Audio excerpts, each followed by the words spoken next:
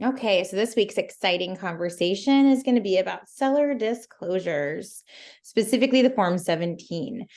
So up until the time actually came to create the Form 17, their sellers weren't necessarily obligated to disclose certain defects about their homes. Our state held a high responsibility to the buyers, though, to conduct these inspections. And because of that responsibility they put on the buyers, they developed the Seller Disclosure Act. So in 1994, the act came to be, and the form was created for a way for sellers to disclose material facts that were related to their home and not readily available to information that the buyer could potentially obtain. Because this act came to be, now buyers are held to an even higher responsibility to do their own due diligence and discover anything they can when purchasing a home. We are currently in a buyer beware state. So what we're going to discuss with the Form 17 is who's required to fill it out. What happens if a seller refuses to fill it out, or if they fill it out wrong? What happens if the buyer refuses to sign? Can the seller update the Form 17? And what happens if the seller receives an inspection report and specifically the sale falls through? So they have to then put it back on the market. So who is exempt? Exemptions are any property that transfers with a public offering statement, not the same as a resale certificate, but a public offering statement. A foreclosure or a deed in lieu of foreclosure. If it's being gifted or transferred to a family member from another family member. A transfer between domestic partners, or specifically if there is a divorce settlement and it's one spouse transferring it to the other spouse.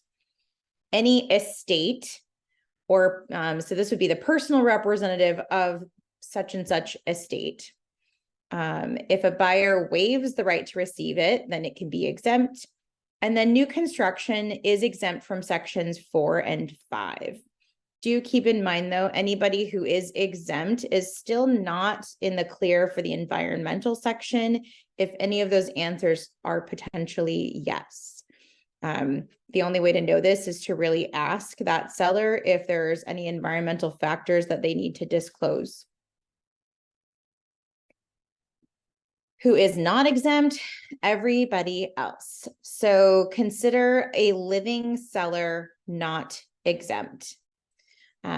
For sale by owner, not exempt. Corporations, bank owns, trusts or heirs to a trust, any power of attorney, any estate that went from an estate to the transfer of an heir is not exempt because that person is alive.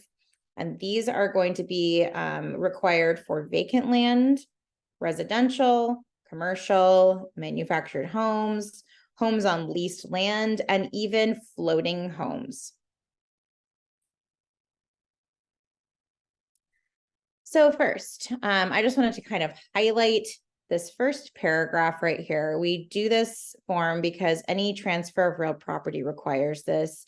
It also exempts units, multiple units, condos, certain condos, timeshares, but what I want to highlight is the instructions to the seller for this.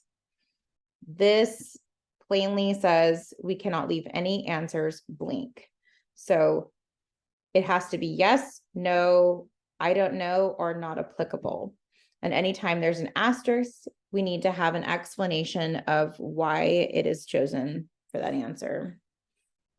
This disclosure needs to be delivered within the first 5 business days unless there was some sort of other agreement. Okay, so the seller is making these statements on material defects and actual knowledge. They are to fill it out by themselves. They can have us, help with, we can help in a limited way. But really, these questions and answers are for the seller to disclose the things they know about the house. As agents, we are not obligated to know anything about the house. And if we have actual knowledge, we can give input on what we actually know. Otherwise, we need to put this completely in the hands of the seller. Line 23 specifically says the following are disclosures made by the seller and are not the representation of any real estate licensee or other party. So this information, 24 says it is for disclosure only and not to be part of any written agreement between buyer and seller. With that in mind, make sure that this is not part of any written agreement. This should never be part of the purchase and sale agreement. It's a disclosure, complete disclosure. You're not going to negotiate any terms in the disclosure.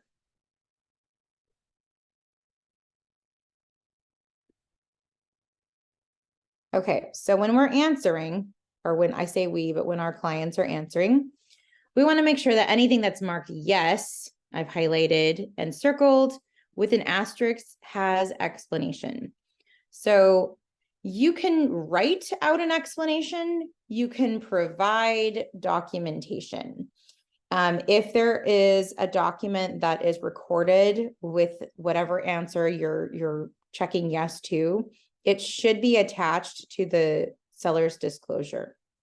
So, for instance, if there is a road maintenance agreement and you're giving this disclosure, you should also send over the road maintenance agreement explaining, line E. Any surveys.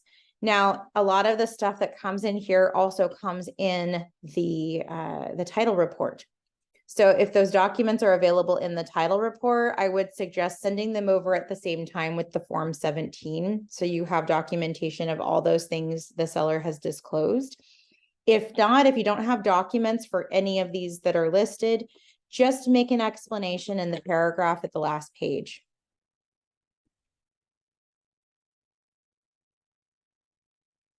So anytime you can attach the documents, please attach them to the Form 17, because it is argued that if you don't have attached documents to anything required, you have not actually delivered a complete Form 17.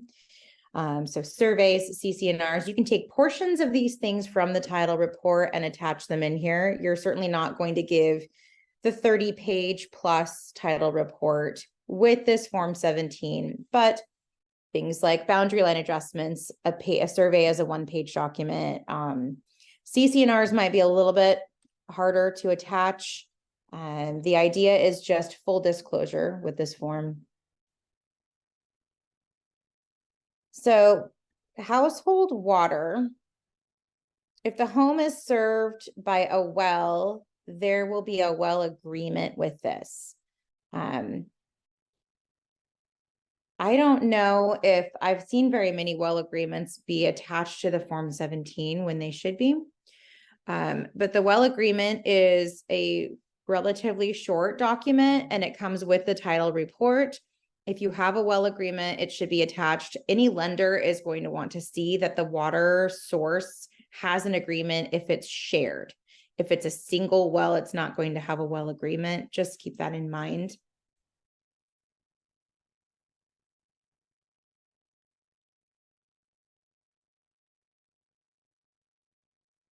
Other documents you're going to want to attach. These ones are available on the county website. So they're going to be easy for you to find to put here. You can put them on your attached docs as well. But septic systems, septic permits, pumping reports, all of those should be attached as well when you deliver this. If you've done any changes, those are going to be updated with the county health department. Everything I've circled is available on the health department's website. You can access it through the county, the county assessor, and you should be able to follow the trail to pull these documents. I can show you how to do that if you ever get stuck. Just give the ones that the seller has last. Again, a lender is going to want to know that it has been inspected, pumped, and it has a functioning septic system. They want to know that all systems are in complete function. So power, water, sewer. So if there is a new construction, there is a line 122 to 124 exempts new construction from items 4 and 5. This is only if they've never been occupied before. Some new construction is actually going to do the public offering statement too. So this could be, this would be something that does not already offer the public offering statement. Environmental, though, keep in mind, if any of these are a yes, that seller is still required to fill these out. This is kind of a non-negotiable here. Again, if you don't know, ask about these items. If it's a no, you're not required to fill anything out to prove that the answers are no. So there's no need to attach any Form 17 for an exemption unless they disclose something that is in this section. And actually going back to that, if they're exempt from everything except this section, don't have them fill out anything else other than this section. You don't want to put them in a position where they're filling out a disclosure for something that they're not required to.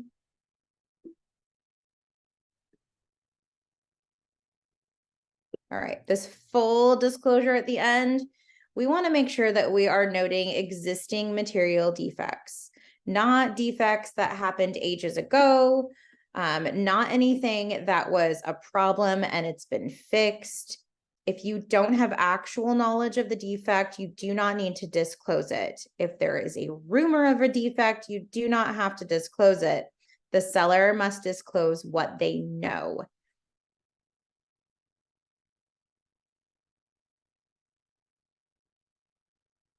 All right, here's the buyer's acknowledgement, which everything in here is stuff that we know, but I think that this is a section that really needs to be reminded to buyers. First of all, by signing this, the buyer is signing the acknowledgement of receiving this. Now, we can't force a buyer to sign when we represent the seller. So the delivery of this is the most important part. But when a buyer receives this, the buyer needs to know that they are being shown the material defects that the seller is aware of. They have a right to ask questions about this. We are giving this over for disclosure purposes only. Agents have no liability when it comes to the information that's on here. The agents are not the ones filling this out. This is between the buyer and the seller. It is not part of the purchase and sale agreement.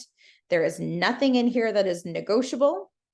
By the buyer signing this portion, they are just signing that they have received a copy of this.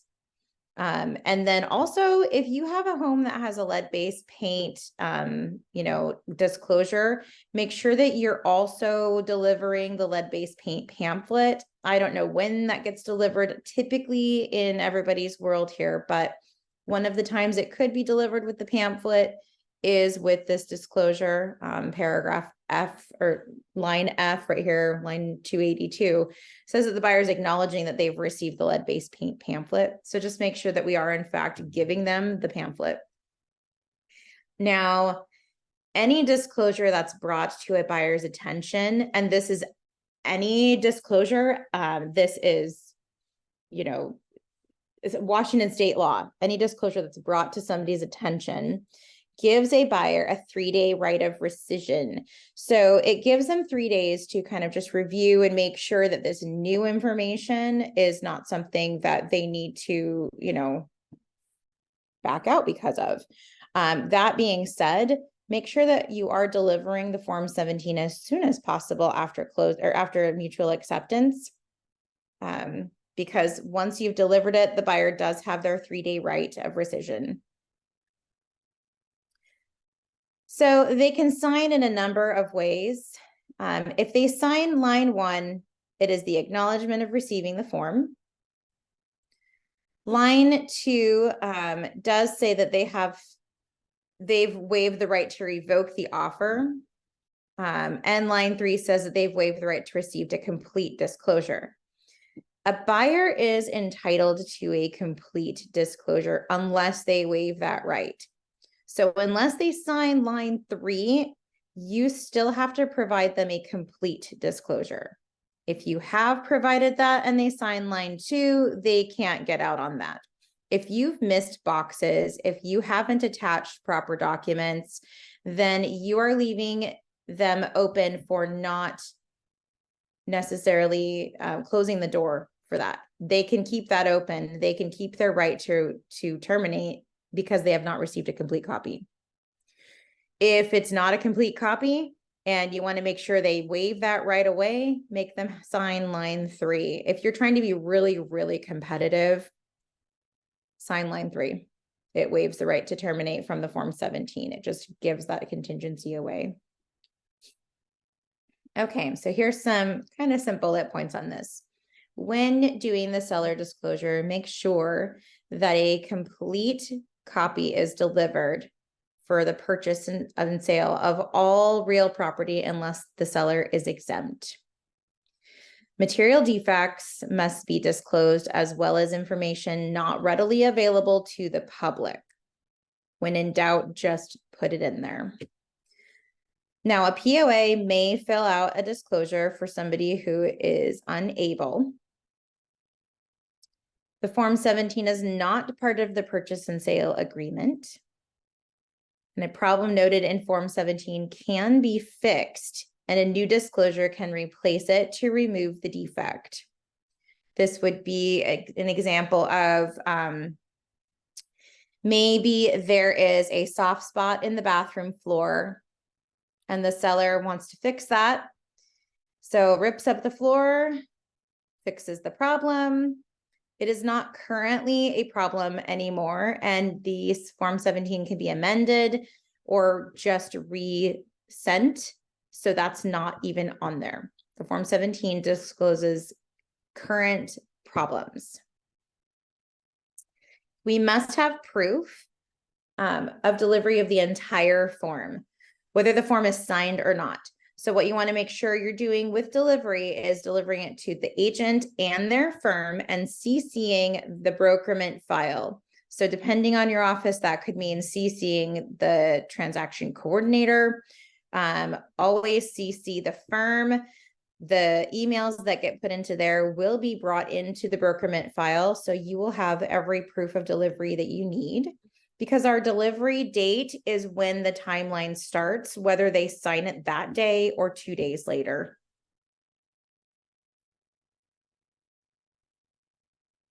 So situations that might come up when dealing with the Form 17. I've had a seller lie. I've had sellers leave large portions blank. I've heard of sellers refusing to fill it out, even if they are not exempt. Sellers have refused to deliver to the buyer. What if an agent includes the disclosure in the offer? Or what if an agent tries to use the disclosure as a negotiation tool?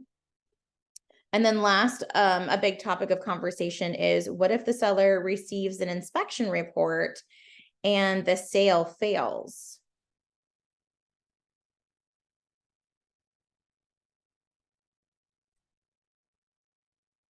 All right. If the seller lies, if you have actual knowledge that the seller is lying, it is your duty to disclose your actual knowledge to the buyer. So this can be done in an email.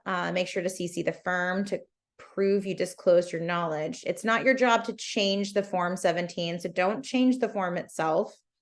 If you know the seller is like blatantly lying, you might want to reconsider representing them. But it could just be, it could be a number of reasons. If you have actual knowledge about something that's not disclosed, then it's your duty to disclose it separately, not on the Form 17.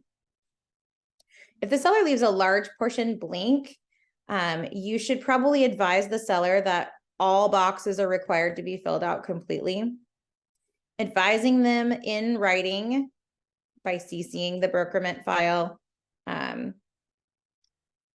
We'll take, I'm sorry, as the risk, advising them of the risk they're taking by leaving this blank is important. By doing that, they will be letting the buyer keep their right to, terminate by not receiving an entire copy unless that buyer decides they want to waive that. If the seller completely refuses to fill it out, maybe they feel like they're exempt, but they're not actually exempt. You can remind them that this form is required by law.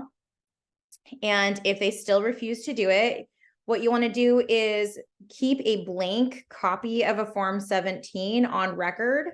You can put the blank Form 17 in the supplements. You can just put it in the brokerment file. And when the sale goes mutual, you can deliver a blank Form 17 because it will show that you did attempt to comply with the law. If the seller refuses to deliver it to the buyer, then I would also deliver a blank Form 17 and make a note in the firm file, just as if they decided not to fill it out. This will stay with our brokerment. We're just going to do everything we can to make sure we are doing our part. We can't force people to do things. We can only, choose the next step after they make that decision of what they're going to do. If an agent includes the disclosure in the offer, it's not part of the offer. So it has no negotiable terms. You don't want to use this as part of the offer at all. So if you get an offer with this, remove it before sending your counteroffer back if there's going to be one. If it arrives with mutual acceptance, just take this as a lesson to not include it with any offers that come from us. And if an agent tries to use the disclosure as a negotiation tool, just don't. It's similar to trying to negotiate like your citizenship or, a normal county addendum, disclosure. You can't negotiate disclosures. You may want to ask the buyer to waive the right to revoke or waive receiving a complete copy, but it is not part of an offer or counter offer. Jen, can I ask a quick question about that? Sure. I actually, I have a question in the chat too that I'm going to also address. So go ahead. What's the question? So what if it's like not in the file of the offer, but it's just a separate attachment? Do you just, is it practice to not even deliver it before mutual at all? You can definitely deliver it. If it comes to you signed, there's no need to prove delivery. They've already signed it. They've seen it. So yeah. This actually goes really well into the question in the chat, which is if it's in the supplements, is that good enough? Well, if the other agent pulls it from the supplements and has their client sign it, then yeah, that's completely good enough. If they didn't do that though, you'll want to be proactive and make sure that you send it to that agent immediately. Right. Okay. Because being available in the attached docs doesn't constitute a delivery. A delivery is truly the email that goes from us to that agent and their firm. And we need to prove delivery when we do Form 17 because we don't know if it's going to come back signed. There's a practice, of not signing it at all. They don't have to, we can't force them to sign it. All we can do is deliver it and prove that we have. So make sure if it's not already signed when you get the offer, and it can come to you in the same email, just not attached in the literal attachment of that offer. Right. Yeah, you can totally do that. But if you don't get it immediately back, make sure that you are emailing it and delivering it. And anytime I deliver anything that is part of an offer or an obligation that my client has, I'm going to put it in the subject line, delivery of, in this case, delivery of Form 17, right in the subject line. So there's no question that the delivery happened, and I'll even date it in the subject line, just so we have proof of this. Okay. Yeah. Another thing that happens is through the course of the sale, the seller maybe wants to see the inspection report. And after that, the buyer backs out.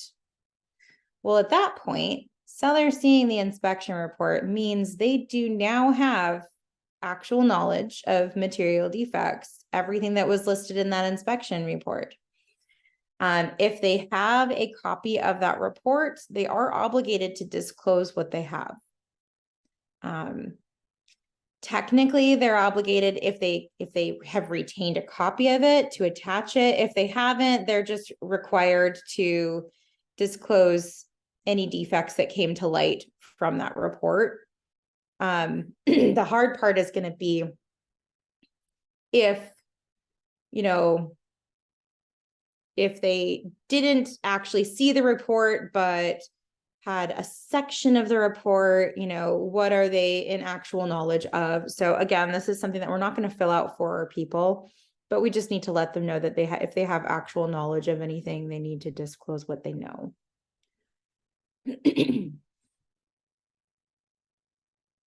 Okay. So I'd love to open this up to discussion and to get some maybe experiences that people have faced and hear how you've kind of overcome any of your objections.